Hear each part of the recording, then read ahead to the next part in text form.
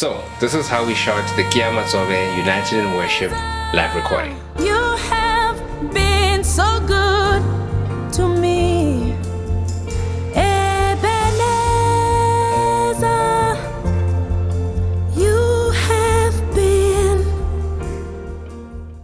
My friend and I, Silva, we've always wanted to shoot a high quality, high end live recording. When Kea and the team approached us with this project, we're like, this is it.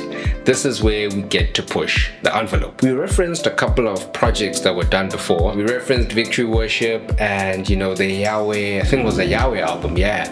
They did like a similar setup and we're like, okay, let's explore that. Also did some extensive research far and wide. We shopped around ideas. We're like, okay, does this work? Doesn't that work? And all of that. And also it's important to note that, as you're shopping around ideas, make sure that they are in line with like the vision, the aim, and the purpose of the live recording project. It really doesn't make sense to come up with this grandiose idea to make lights coming out from every direction only to find out that it's a misdirection. We then, challenged ourselves to this quest and put ourselves to the test. Now, in bird's eye view, the quest or the journey really looks exciting, it looks fun, it looks, oh yes, let's do it. But man, when you start, the first step into the journey, and as you go on and you progress, you come across quite a number of obstacles. You come across a number of challenges, pushback, concerns, personal fears, imposter syndrome, budget constraints. You also have, a few brain frying moments.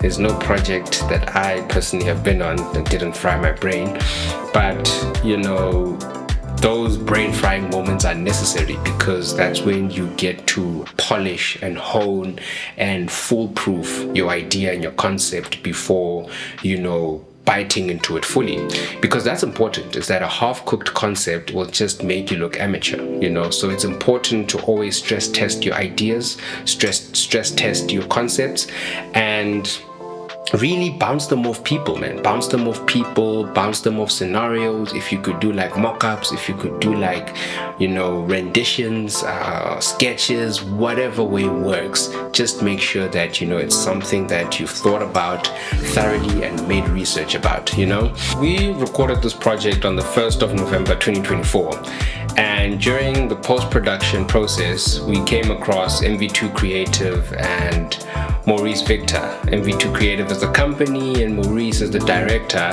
that shot Joel Barnes' Good Shepherd project.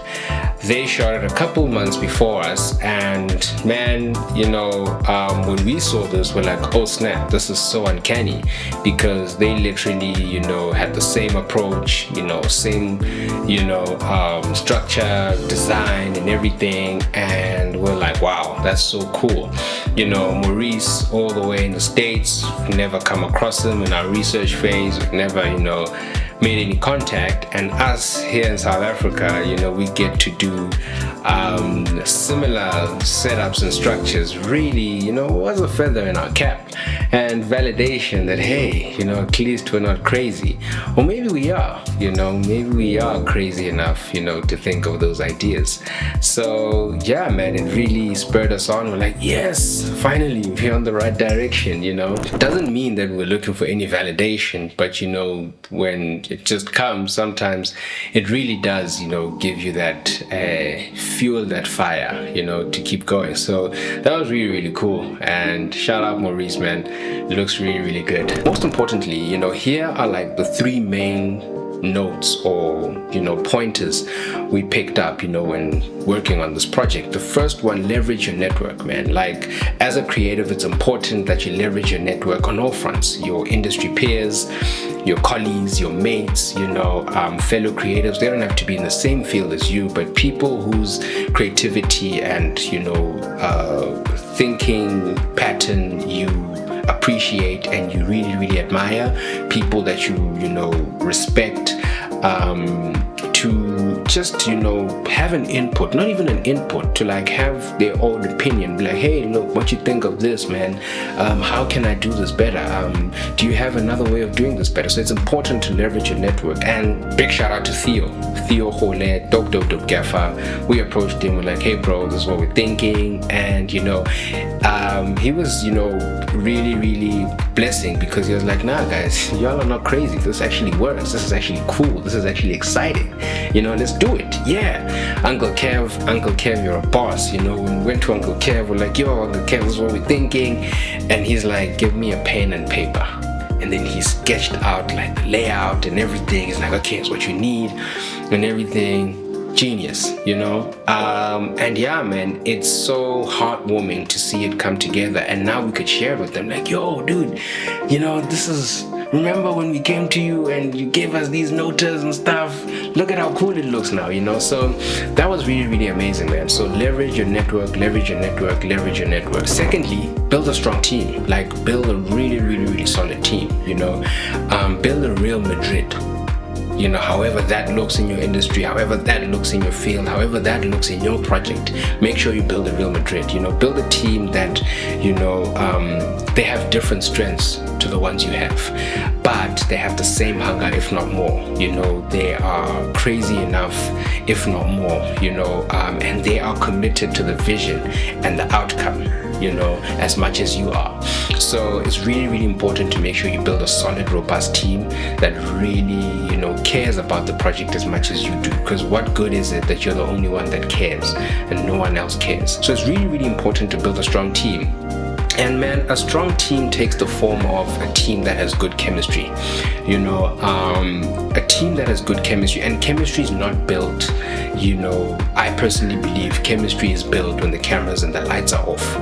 Chemistry is built when you guys are breaking bread together. Chemistry is built when you guys are, sharing a laugh together, having that banter, having that conversations and stuff like that. Chemistry is really, really built in the everyday doing life things, because that's when you get to know your team, get to know each person, and you get to have fun, man. The walls of, hey, we are serious in production, they are put down and their guards are down and everyone is just open, and that really develops a sense of appreciation, a sense of love, and a sense of adoration, and admiration, not only on a personal level but also on a professional level. And it manifests itself. The chemistry you've been building in the closed doors, it manifests itself when it's action time. When it's time to shoot, when it's time to switch on the lights and get going, you can then tell, is this team a well-oiled Real Madrid team, or is it a... Okay. We're not going to mention teams for the sake of peace. And thirdly, do it for the love. Don't do it for the money. Don't do it for so that we could book clients. Don't do it for, hey, this could look cool on my showreel. No, don't do it for anything else besides the love. The love of, man, we want to shoot something high quality. We want to shoot a high quality, high-end live performance production. We watch a number of live performance productions and we analyze them. We're like, yo, okay, we love this, we love that. Oh snap, that would look cool from that angle and stuff. And we always told ourselves, myself and Silver, we're like, one day when we get to shoot live performance recording, this is what we're going to do, this is what we're going to employ, because we really, really saw some really inspiring nuggets. I mean, we have mood boards, on vision boards, on references. My YouTube list, watch list is full of references, and we send each other a million links every day. It's important because we get to, share ideas, bounce ideas, and bank ideas. So when a client comes, it's like, hey, look, I've got this project. We're like, we've seen this one before. We go into the memory bank, we pull it out, and then boom, tweak it, and it fits, the client's brief, or, in this case, it fit Kea's brief. So that's really, really important, that you should do it for the love, because at the end of the day, when you do it for the love, man, you can endure the obstacles along the quest, you can endure the long hours, but you can endure that if you're doing it for the love, because you're like, man, I'm not stopping at anything. I'm not gonna,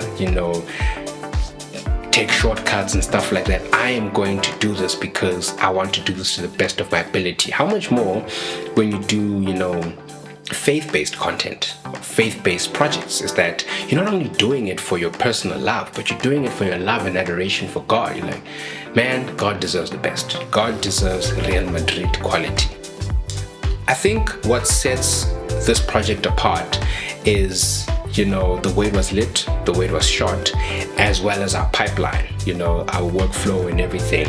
So man, if you want to learn more about proper lighting for live performance recordings, proper camera work, and why you're choosing certain cameras, certain lenses, certain cards,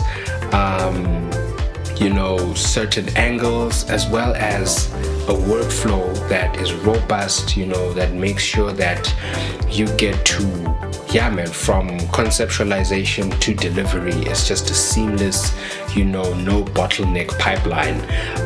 We created like a nice ebook that you guys can download in the link below, and it has everything, man. It has what we learned, what not to do, what to do, best practices, and if you're into that and you want to learn more, download it on the link below, and we hope that it really does help in your research for your next live performance project. And if you have a project that is daunting, that you don't know where to start, that you're like, that sounds like a crazy project, those are the projects we love.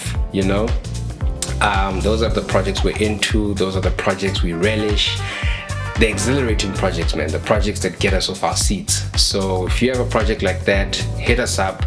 We are willing to tackle it hands-on, and trust me, we are going to put it down. We are going to kill it, because we have a really good team, but more importantly, we are crazy enough to think that we can change the world, because we are the dreamers. So that's about it, and hope you enjoyed.